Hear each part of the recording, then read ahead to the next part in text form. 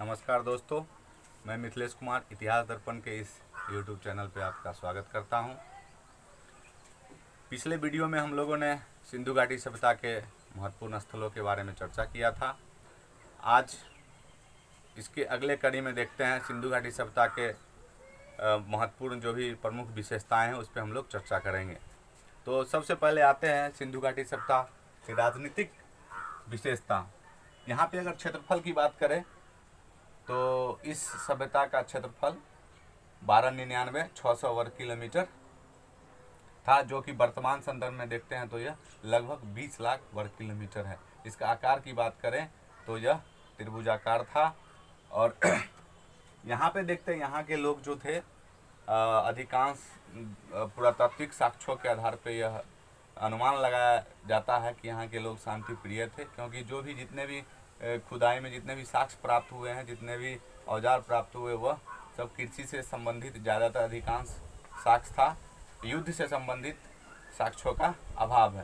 तो इस प्रकार अनुमान लगाया जाता है कि यहाँ के लोग शांति प्रिय थे। उसके आगे देखते हैं कि यहाँ पे हम जानते हैं कि सिंधु घाटी सभ्यता जो है यह आर्द्र ऐतिहासिक काल की सभ्यता थी। इस काल में तो पुरातात्विक साक्ष्य तो है ही, इसके साथ साथ लिपि का भी प्रमाण मिलता है, लेकिन उसे पढ़ा नहीं जा सका है। इस तरह से पुरातात्विक साक्ष्यों के आधार पर विभिन्न पुरातत्ववेत्ता ने अलग अलग अनुमान लगाए हैं। इसी कड़ी में देखते हैं कि व्यापार और वाणिज्य पर जोर हम देखते हैं कि इस सभ्यता में बहुत सारे व्यापार से संबंधित प्रमाण मिले हैं। जैसे हम देखते हैं लोथल से व्यापार होता था, आयात निर्यात, जो कि एक बंदरगाह हुआ करता था। उसी में देखते हैं कि इस मान्यता की पुष्टि आर.एस. शर्मा महोदय के द्वारा किया गया कि ये बनियों और व्यापारियों के हाथ में था और यह सर्वमान्य मत है। इसके आगे देखते हैं एक दूसरे इतिहासकार ए.एल. बॉसम। इनका कहना है कि यह सिंधु घाटी सभ्यता का जो भी शासन था वो पुरोहित वर्ग के हाथ में था, क्योंकि वहाँ से एक मोहनजोदड़ो से एक पुरोहित की मूर्ति प्राप्त हुआ है। इसके आधार पर इन्होंने बताया कि वहाँ का जो भी शासन व्यवस्था था वो पुरोहित वर्गों के हाथ में था।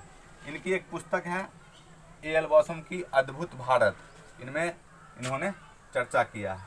इसके आगे देखते हैं एक दूसरे विद्वान मैके, जिन्होंने चौहंदरों में हम लोगों ने पिछले वीडियो में देखा था कि मनके बनाने का कारखाना का खोज किया था। इन्होंने बोला कि यह जनप्रतिनिधि के हाथों में यहाँ का जो भी शासन व्यवस्था था। इसके आगे देखते हैं पिग्गट महोदय ने सिंधु घाटी सभ्यता में हड़प्पा और मोहनजोदड़ो को जुड़वा राजधानी कहा है।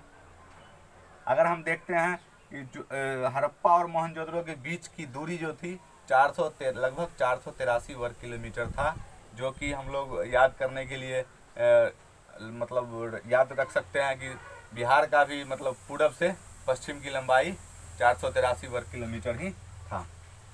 इसके आगे देखते हैं हंटर महोदय ने बोला कि यह राजतंत्रात्मक की जगह जनतांत्रिक व्यवस्था पे आधारित था। इस तरह से हम लोग देखते हैं कि यहाँ का जो भी राजनीतिक विशेषता में देखते हैं कि यहाँ का शासन व्यवस्था विभिन्न विद्वानों के अनुसार भिन्न भिन्न वर्गों या समुदायों के लोगों में था, जिसमें सर्वमान्य अगर हम देखते हैं तो व्यापारी और बनियों के हाथ में शासन था, जो कि आर.एस. शर्मा महोदय के द्वारा बोला गया था। अब इसके अगले में देखते हैं इसके सामाजिक विशेषता। तो इस समय देखते हैं कि सिंधु घाटी सभ्यता में समाज का सबसे छोटी इकाई को परिवार था। समाज की सबसे छोटी इकाई परिवार था। और यहाँ का अगर सत्ता की बात करें तो यहाँ मातृ प्रधान यह समाज था, क्योंकि यहाँ पे अधिकांशतः नारी की मृत मूर्तियाँ मिली है और मातृ देवी की पूजा का भी प्रमाण मिला है। इस तथ्य के आधार पे यह अनुमान लगाया जाता है कि यह मातृ सत्तात्मक था। यहाँ पे दास प्रथा और सती प्रथा का भी प्रमाण मिला है। दास प्रथा में हड़प्पा में देखते हैं कि श्रमिक आवास का भी प्रमाण मिला है, और सती प्रथा में का जो है अनुमान यह देखते हैं कि लोथल या कालीबंगा हो, यहाँ से एक युग्म समाधान या 3 युग्म समाधान मिला है, जिसके आधार पे यह अनुमान लगाया जाता है कि यह यहाँ पे सती प्रथा भी प्रचलित। अब आगे देखते हैं कि यहाँ पे वर्ण व्यवस्था का पूर्ण अभाव था, मतलब वर्ण व्यवस्था पूर्णतः नहीं दिखाई देता है। इसके आगे हम लोग चलेंगे वैदिक युग में, वहाँ पे वर्ण व्यवस्था का प्रमाण हम लोग को प्राप्त होगा। इसमें देखते हैं कि मुख्यतः पुरोहित, व्यापारी, शिल्पी और श्रमिक, यह मुख्यतः 4 वर्गों में समाज जो है विभाजित था। यहाँ जो है अगर भोजन की बात करें तो यहाँ शाकाहारी और मांसाहारी दोनों प्रकार के भोजन लोग करते थे। आभूषण, स्त्रियां और पुरुष दोनों आभूषण का प्रयोग करते थे। अगर मनोरंजन की बात करें तो यहाँ पे नृत्य, पासे, शिकार और पशुओं की लड़ाई, मनोरंजन में ये लोग इन चीज़ों का प्रयोग करते थे। तो इस तरह से हम लोगों ने सामाजिक विशेषताओं पे चर्चा किया। आगे हम लोग आर्थिक विशेषता पे चलते हैं। आर्थिक विशेषता को मुख्यतः हम 4 वर्गों में बांट के देखेंगे: कृषि, पशुपालन, उद्योग और व्यापार। यहाँ पे देखते हैं कि मुख्यतः अगर अनाज की बात करें तो गेहूँ, जौ, मटर, कपास इत्यादि मुख्यतः उगाया जाता था। अगर कपास की बात करें तो इसको सिंडन भी नाम दिया जाता है। और ये कपास जो है सर्वप्रथम मेहरगढ़, जो कि हम लोग पिछले वीडियो में भी पढ़ा था कि कृषि का प्राचीनतम साक्ष्य मेहरगढ़ से मिला था। यहीं से सर्वप्रथम कपास का भी साक्ष्य प्राप्त हुआ है, जिसको हम सिंडन का के नाम से भी जानते हैं।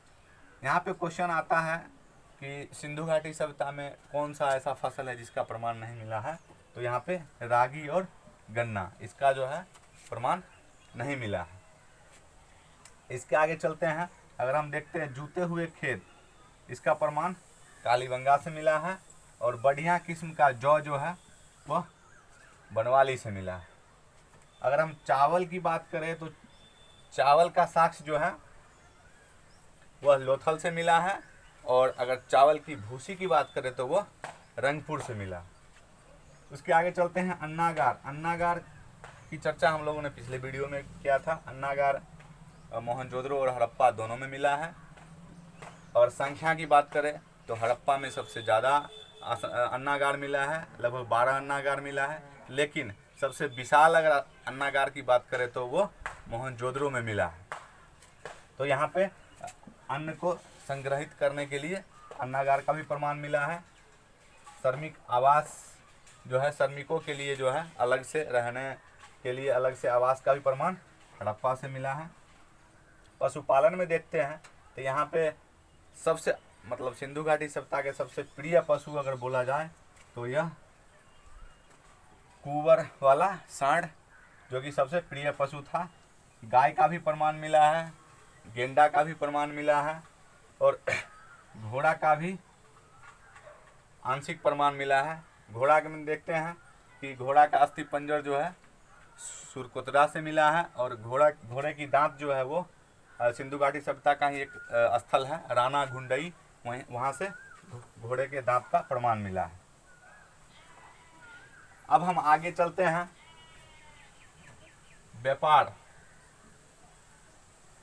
व्यापार में देखते हैं कि यहाँ जो है व्यापार जो है वो वस्तु विनिमय प्रणाली पे आधारित था, क्योंकि यहाँ पे उस समय जो है सिक्कों का प्रचलन नहीं हुआ था, रुपयों का प्रचलन नहीं हुआ था, इसलिए वस्तुओं का आदान प्रदान होता था। इसमें देखते हैं हम लोग कि सूती वस्त्र का प्रयोग होता था। खास करके मोहनजोदड़ो में देखते हैं कि सूती वस्त्रों का कारखाना अधिकांश मिले हैं। उसके बाद देखते हैं यहाँ बर्तन बनाने का कारखाना, उसके बाद यहाँ शिल्प उद्योग भी था, फिर मनके बनाने का कारखाने का भी प्रचलन था। यहाँ पे देखते हैं तौल के इकाई जो है वो 16 के गुणक में था। और इसके आकार जो उसका जो तौल का तो मापने का जो भी वस्तु था उसका आकार जो था वो घनाकार होता था। धातु के सिक्के का अभाव उस समय था ही। अगर हम देखते हैं कि यहाँ पे व्यापार जो है आयात और निर्यात 2 प्रकार से होता है। अगर हम निर्यातित वस्तु की बात करें तो सूती वस्त्र, हाथी दांत और लकड़ी, इसका निर्यात किया जाता था, क्योंकि देखते हैं सूती वस्त्र जो है सिंधु घाटी सभ्यता में सबसे पहले कपास का उत्पादन हो रहा था, तो इसलिए यहाँ पे जो है कपास से सूती वस्त्र के उद्योग को प्रोत्साहन मिला, और इस तरह से हम देखते हैं कि सूती वस्त्र का निर्यात किया जाता था। यहाँ पे देखते हैं हम समुद्री व्यापार का भी प्रमाण मिला है, क्योंकि हम देखते हैं लोथल से जलयान या नौका का प्रमाण मिला है। इस तरह से हम देखते हैं कि यहाँ पे जलयान के द्वारा या मतलब जलमार्ग के द्वारा भी व्यापार किया जाता था। हम निर्यातित वस्तु तो देख लिए, हम आयातित वस्तु में देखते हैं तो लाजवर्द जो कि बदख्शा और मेसोपोटामिया से मंगाया जाता था। टीन और चांदी जो है वो अफ़गानिस्तान और ईरान से मंगाया जाता था। शीशा की बात करें तो यह ईरान से मंगाया जाता था, और गोमेद जो कि मनके बनाने के कारखाना में इसका यूज किया जाता है, यह सौराष्ट्र से मंगाया जाता था। इस तरह से हम लोग सिंधु घाटी सभ्यता के व्यापार पे हम लोग चर्चा किए। आगे हम लोग चलते हैं धार्मिक विशेषता में। तो यहाँ पे देखते हैं सर्वप्रथम मातृ देवी की पूजा का प्रमाण मोहनजोदड़ो से मिला है, और उर्वरता की देवी का प्रमाण हड़प्पा से मिला है। आगे हम देखते हैं यहाँ पे वृक्ष की पूजा का भी प्रमाण मिला है, जल का पूजा का, स्वास्तिक, पशुपति, लिंग एवं योनि, अग्निकुंड और योग इत्यादि देवी देवताओं का पूजा का प्रमाण मिला है। अगर हम जल की पूजा की बात करें तो हम देखते हैं कि मोहनजोदड़ो में जो विशाल स्नानागार जो मिला है, वहाँ पे लोग धार्मिक अनुष्ठान करते थे। इस तरह से जल की पूजा का साक्ष्य प्राप्त होता है। यहाँ से फिर हम देखते हैं स्वास्तिक का भी चिन्ह का प्रमाण मिला है, जिसका उपयोग हम लोग आज भी कर रहे हैं। उसके बाद देखते हैं पशुपति नाथ की भी पूजा का प्रमाण मिला है, जो कि मूर्ति पूजा के संदर्भ में देखा जा सकता है। यहाँ पे लिंग एवं योनि के पूजा का भी प्रमाण मिला है। और उसके आगे हम देखते हैं कि अग्निकुंड का भी यहाँ पे प्रमाण मिला है, जो कि लोथल और कालीबंगा से प्राप्त हुआ है। अगर योग की बात करें तो ये मोहनजोदड़ो से सांभवी मुद्रा में बैठे योगी का प्रमाण मिला है। इससे पता चलता है कि यहाँ पे योग भी हुआ करता था। इसके आगे देखते हैं हम लोग अंत्येष्टि। अगर यहाँ पे देखते हैं कि मृतकों का संस्कार कैसे किया जाता था, दाह संस्कार, तो इसके 3 मुख्यतः प्रकार थे। एक पूर्ण समाधिकरण, दूसरा आंशिक और तीसरा दाह संस्कार। पूर्ण समाधिकरण में देखते हैं कि यह जो है परलौकिक जीवन पे आधारित था, जो कि हम देखते हैं यहाँ पे लोथल, कालीबंगा और रोपर। लोथल से 3 युग समाधान जो मिला था, कालीबंगा से 1 युगल समाधान, और रोपर से मालिक के साथ कुत्ते को दफनाने का प्रमाण मिला है। इस तरह से यहाँ परलौकिक जीवन पर यह आधारित था पूर्ण समाधिकरण। उसके बाद है आंशिक समाधिकरण। अगर हम देखते हैं आंशिक समाधिकरण में क्या होता था कि मृतकों को कुछ दिन के लिए बाहर छोड़ दिया जाता था। उसमें पशु पक्षी इसको आहार बनाता था। उसके बाद जो बचा हुआ रहता था अस्थि पंजर वगैरह, उसको दफनाया जाता था। उसके बाद हम देखते हैं कि यहाँ पे दाह संस्कार का भी प्रमाण मिला है, जिसको हम कलश समाधान के संदर्भ में भी देख सकते हैं, जिसमें क्या होता था कि दाह संस्कार करने के बाद उसके जो अस्थि है उसको एक कलश में रखा जाता था। इसका प्रमाण जो है हम लोग को मोहनजोदड़ो और सूत कोटदा में मिला है, कलश समाधान का। तो इस तरह से हम लोगों ने सिंधु घाटी सभ्यता के प्रमुख विशेषताओं पे हम लोगों ने चर्चा किया, और अगले वीडियो में हम लोग आगे चलेंगे वैदिक काल में, और उसको फिर हम लोग उसके जो भी ऋग्वेद, यजुर्वेद, सामवेद, अथर्ववेद, इन वेदों के ऊपर हम लोग चर्चा करेंगे विस्तृत रूप से। तब तक के लिए नमस्कार, जय हिंद, जय भारत।